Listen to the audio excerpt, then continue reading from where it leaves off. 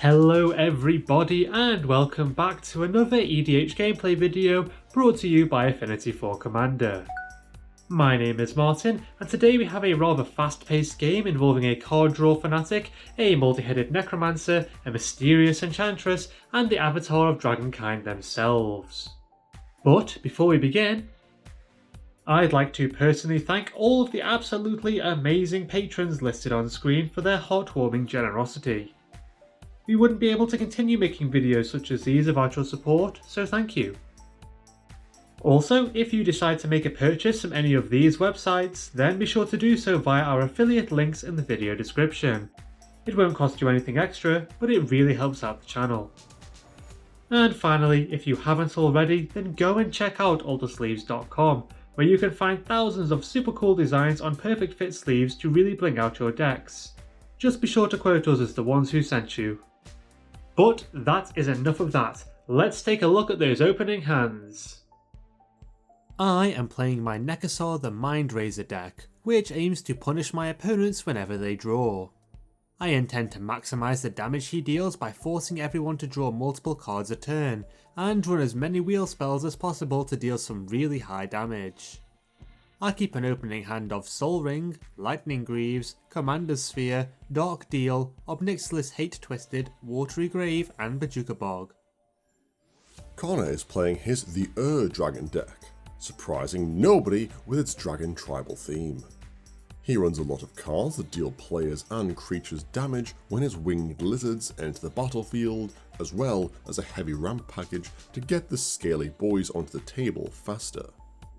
Connor's starting hand is made up of Sylvan Library, Lathless Dragon Queen, Atarka World Render, Blood Crypt, Path of Ancestry, the World's Tree, and a Forest.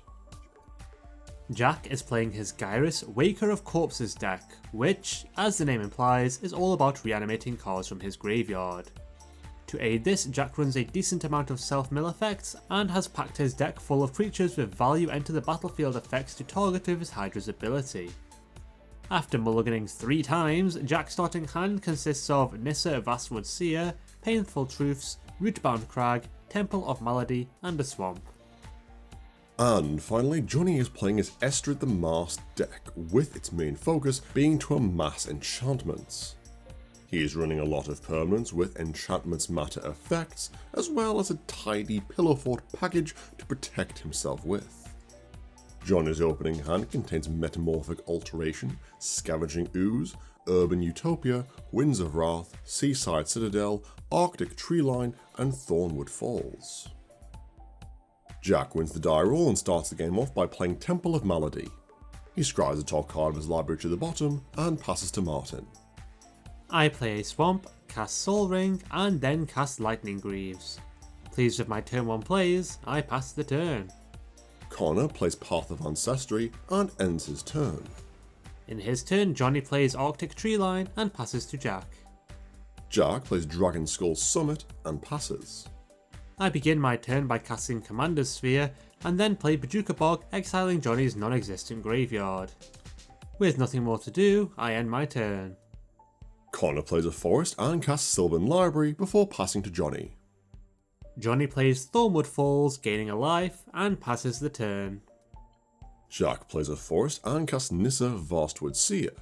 He searches his library for a basic forest, puts the land into his hand, and ends his turn. In my turn, I pay 2 life to play an untapped Watery Grave, and then cast my commander, Nekusar the Mindrazor. I instantly attach my Greaves to the wizard and move to combat, where I attack Johnny for playing his lands at the top of his board. The greatest of all sins. Unable to block, he takes 2 damage, and I pass to Connor. Connor starts his turn by cursing Martin, as using his Sylvan Library now costs him 2 life. Good job, it's a May ability. He decides not to draw any additional cards in the enchantment, draws 2, and takes 2 damage from Nekusar. Next, he pays 2 life to play an untapped Blood Crypt, and taps out to cast Dryad of the Ilsean Grove. This allows him to play the World Tree as an additional land, and Connor passes the turn. Johnny draws 2 cards, takes 2 damage, and plays Tranquil Cove. He gains a life and then casts a very shiny Metamorphic Altercation. Johnny chooses for Nissa to become a copy of Nekusar, a move that still baffles me to this day, and ends his turn. Jack draws 3, taking 3 damage from Martin's Nekusar, and plays a tapped Stomping Ground. He then casts Farseek, searching his library for Canyon Slough, and puts the land into play tapped before passing to Martin. I draw 3 cards, taking 3 damage, and cast Obosh the Prey Piercer. Because people weren't losing life fast enough as it was. Next I played Dimir Aqueduct, returning a swamp to my hand, and then moved to combat. Here I once again attack Johnny, dealing him 4 damage, and pass the turn. Connor draws 3, taking 6 damage from Martin's Nekusar and 3 damage from Jack's Nekusar. I'm still struggling to see why Johnny thought copying my commander would be a good idea. Some people just want to watch the world burn. Deeply concerned for his life total, Connor plays a swamp and casts Terror of the Peaks. He scries 1 thanks to his Path of Ancestry, moving the top card of his library to the bottom, and ends his turn. Johnny draws 3, taking 9, and plays Seaside Citadel. Unable to do anything else, he passes to Jack. Jack draws 3 cards and takes 6 damage.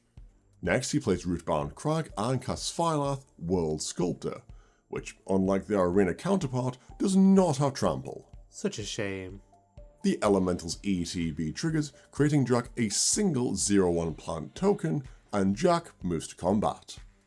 Here he attacks Connor with his Nekusar, asking him to block and kill it so that Johnny and Connie... Here he attacks Connor with his Nekusar, asking him to block and kill it so that Johnny and Connor don't die to the first wheel that Martin casts, and Connor does just this by blocking with his dragon. With 50% less Nekusar in the game, Jack passes the turn. In my turn I draw 2 cards and then play a swamp. Next I cast up Nixilis the Hate Twisted, and Johnny responds to this by countering the Planeswalker with Dovin's Veto. Not to be deterred, I cast Dark Deal, forcing everybody to discard their hands. We all then draw 1 less than we originally had, with Connor and Johnny taking 10 and Jack taking 12. Nekusar and Obosh are such a powerful duo. I know, right? Moving to combat, I continue the tradition of attacking Johnny with my commander, dealing him 4 damage. Out of mana, I end my turn. Connor draws 2, taking 4 damage, and places a Goth Triome. Next he casts Dragon Tempest, and casts Moon Veil Dragon. This triggers both Dragon Tempest and Terror of the Peaks, and Connor deals Obosh 6 damage in this way. This kills the damage doubling Hellion, and Connor moves to combat. Here he attacks Martin with Terror of the Peaks and Dryad of the Ilsean Grove, dealing him 7 damage, and Connor passes to Johnny. Johnny draws 2 cards, taking 2 damage, and plays Meandering River as his land for turn. He then taps out to cast his commander, Estrid the Masked, and uses her +2 ability with no targets. With nothing more to do, Johnny passes the turn. In his turn, Jack draws 2, taking 2 damage from Nekusar. He then plays Woodland Cemetery, putting 4 +1/+1 counters on his plant with Firelith, and casts See the Unwritten. Jack reveals the top 8 cards of his library, putting Ronos the Indomitable and Kroxa, Titan of Death's Hunger, onto the battlefield in this way. Kroxa is immediately sacrificed due to its own effect, but not before he forces the rest of the table to each discard a card. Everyone discards a non-land card, avoiding taking any damage in this way, and Jack then moves to combat. Here he attacks Martin with Firelith and his plant. Unable to block, Martin takes 9 damage, and Jack ends his turn. I begin my turn by drawing 2 cards and play Forbidden Orchard. I then tap the Orchard for mana, gifting Johnny with a 1/1 Crawler's Spirit, and cast Psychosis Crawler. Not yet finished, I tap out to cast Prosperity, forcing each player to draw 3 cards. This results in Johnny, Jack and Connor each taking 6 damage from the combined effects of Nekusar and my Crawler, and I pass to Connor. Connor draws 2, taking 2 damage, and plays a mountain. He then moves to combat, attacking Martin with both of his dragons. Unable to block the flyers, Martin takes 9 damage, and Connor moves to his post-combat main phase. Here he casts Death the Bringer Regent, triggering his Terror and his enchantment. He uses these to deal Martin 8 damage, and the Regent's ETB then occurs. Every creature other than the Deathbringer and Indestructible Ronus are destroyed, and Connor casts Rampant Growth. He searches library for planes, puts the land into play tapped, and passes the turn. Johnny starts his turn by playing an island and then taps all of his lands to cast Dream Trawler. Next he activates Estrid's -1 ability, enchanting his Sphinx with a mask, and ends his turn. Jack plays a swamp and casts Whip of Erebos. He uses the whip to return the Sepulchre Primordial in his graveyard to the battlefield, triggering the Avatar's ETB. Jack uses this to reanimate the Nyxbloom Ancient in Johnny's graveyard, the Terror of the Peaks in Connor's graveyard, and the Obosh Prey Piercer in Martin's graveyard. Terror of the Peaks ability triggers twice, dealing Connor 10 damage and Johnny 6 damage thanks to Obosh doubling the damage dealt. This knocks both players out of the game, and Jack moves to combat, dealing Martin lethal damage with his Primordial. Well, that is it for another game. I hope that you enjoyed watching Jack swoop in and claim victory for himself. Don't forget that you can help to support the channel in 4 quick and easy ways: liking this video, subscribing, hitting the bell icon, and leaving us a comment. I read every one. And if you really like us, then consider checking out our Patreon page, where you can find exclusive rewards such as custom tokens and playmats for as little as $1 a month. That's all for now though, we'll see you next time. Stay awesome!